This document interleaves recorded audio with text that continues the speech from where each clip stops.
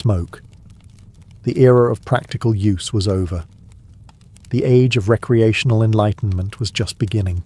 By the time cannabis drifted into ancient Persia, it had already been medicine, rope, and incense. The Persians looked at this miraculous plant and, being Persians, decided it should probably teach them something about the universe. Because in this part of the world, even getting high came with a reading list. The Assyrians were the first to use it regularly, calling it kunubu, which sounds suspiciously like the word cannabis, because it is. They burned it in temples, not for fun, but for divine insight, which is ancient priest code for "we're about to smell colours." When it reached the Persians proper, cannabis quickly found a home among Zoroastrian mystics, who already had fire altars, cosmic dualism, and existential dread.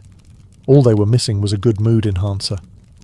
They believed the smoke carried prayers to the heavens, which, to be fair, it did, along with a few brain cells. Then came the philosophers. Persia had no shortage of people who enjoyed sitting cross-legged and debating metaphysics until everyone forgot what the question was. Cannabis fit right in. It dulled pain, softened the edges of reality, and made long conversations about the nature of truth almost tolerable. Ancient accounts mention that some priests used it during rituals to free the mind from doubt. Modern translation: suddenly, everything makes perfect sense. But not everyone approved. As usual, the ruling class caught wind of the idea and panicked. If people could reach the divine without paying temple fees, society might collapse. So cannabis began its long career as a suspicious substance, respected in private, condemned in public, and still passed around behind the incense burner. Persian traders helped spread it further west along the Silk Road, where it picked up new names, new rituals, and a growing reputation for philosophical chaos.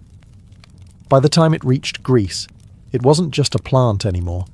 It was a travelling idea, a portable enlightenment kit with no instructions. So yes, Persia made cannabis philosophical. They turned smoke into spirit, contemplation into a contact sport, and a plant into a debate partner.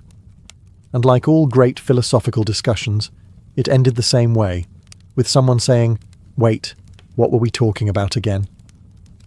By the time cannabis floated down the Nile, Egypt was already running on divine bureaucracy. The gods had jobs, the priests had paperwork, and everyone was building pyramids without proper labour laws.